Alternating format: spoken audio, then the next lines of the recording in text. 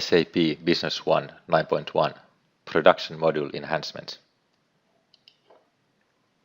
With Production Module, we have the ability to capture production costs and have visibility over production capacity and time. Bills of materials and production orders can now be managed flexibly. We now have the ability to manage byproducts. Let's go to the system and see how this works.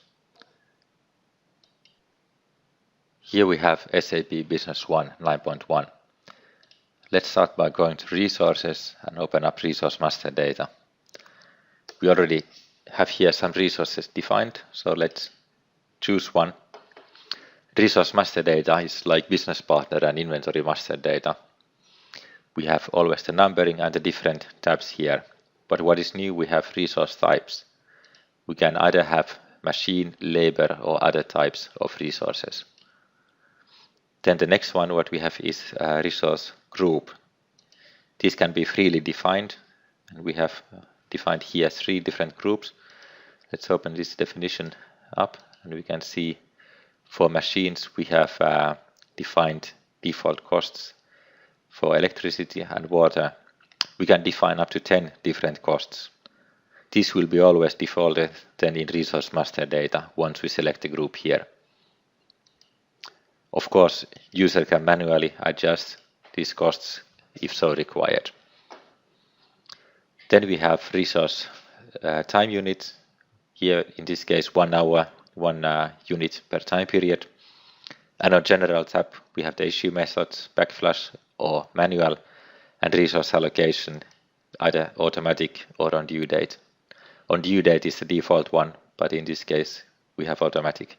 I will show the effect of this later on in a demonstration. Then we have capacity data per warehouse for the selected time period. Then we have planning data.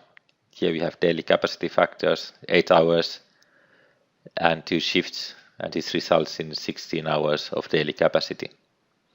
We have as well tabs for fixed assets, properties, attachments and remarks.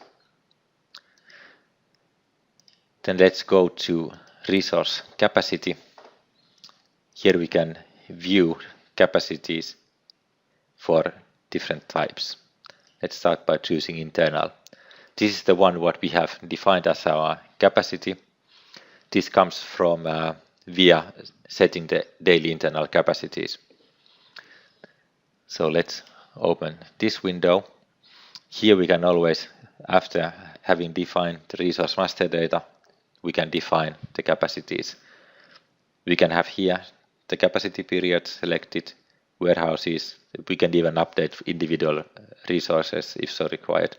And here we can choose either the data from resource master data, or we can enter into a grid manually. We can as well increase or decrease capacities.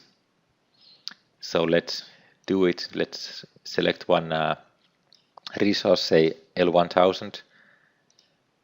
So let's select here L1000 and increase it by 2 hours.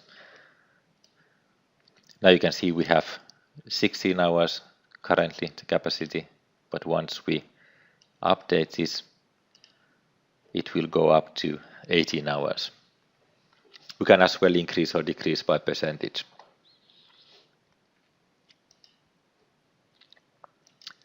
Now let's go to production and to bill of materials.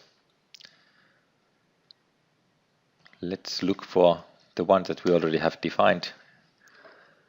And here what is new is we can include different types. We have items, resources and text. Text can be used, for example, instructions. Like in this case, we have a short instruction step by step. Then what as well is new, we can freely change the order of the rows by simply using these arrow buttons. We can move up and down several or individual rows at one time. And then here we have the resource quantities. We can even include additional quantities if you want, even say for setup time, or if we have standard wastage or something, we can include it in here. We can define warehouses and the issue methods. And here we can as well include byproducts. For this bill of materials, there is one byproduct, and it is entered here as a negative quantity. For this byproduct, we have selected issue method manual, so that when we report completion, we can choose the number of byproducts we have created. Then we can as well add comments on row level. We can define a different VIP account than the standard one, and we can include even user-defined fields. Here we have defined one for priority. This will then be carried over to production order. So let's go to production order and plan a product. Let's choose our BOM and let's plan, say, 20, and let's choose as the due date next week, Tuesday. Here we can now see the planned quantities. Of course, planned quantity times base quantity. We have the planned quantity. Here as well we can include additional quantities. Then we can see what the issue method is. We can change it here, and we see the runtimes. Runtime for the planned ones and runtime for additional times. This comes of course as well from resource master data from the times that we have defined. And as well the UDF, the value that we defined in a bill of materials, is here.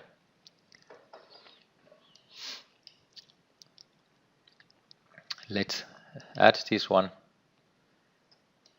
And now let's go to resource capacity. Here, let's refresh. No change in here, but in committed we can see what we have now planned for next week Tuesday. We can see a difference here. We have on these two rows 20, and the reason being is when we go to resource master data, we can see that the resource allocation we selected was on due date.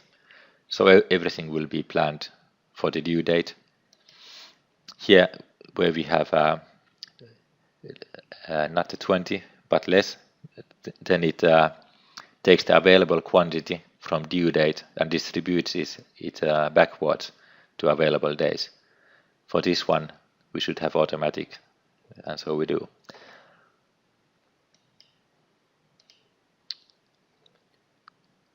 We can as well, when we click here, we can see the production order. And of course, if we see that the schedule gets tight, we can change the planning of our production orders simply by using this as visual aid. So let's go back to production, to our production order that we just created. Let's release this. And now that we have released, we have everything backflashed, so no need to issue components. We can just simply go and report completion. Here we can now enter the quantities for our byproducts. Say in this case we were able to produce 22 byproducts, so we can add it.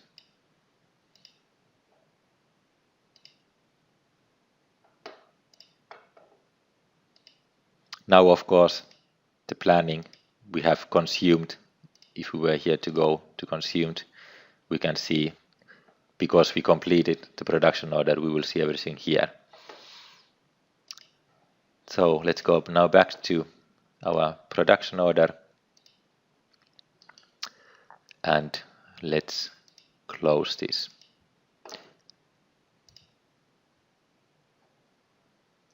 Now we can go to Summary tab and go to Journal Remark. We can see all the individual resources posted to their own accounts. These accounts are defined in advanced account determination, or we can as well use the default one for resources, what we have available. Let me just show this to you as well. Let's go to Administration, Setup, Financials, GL Account Determination, and go to Resources.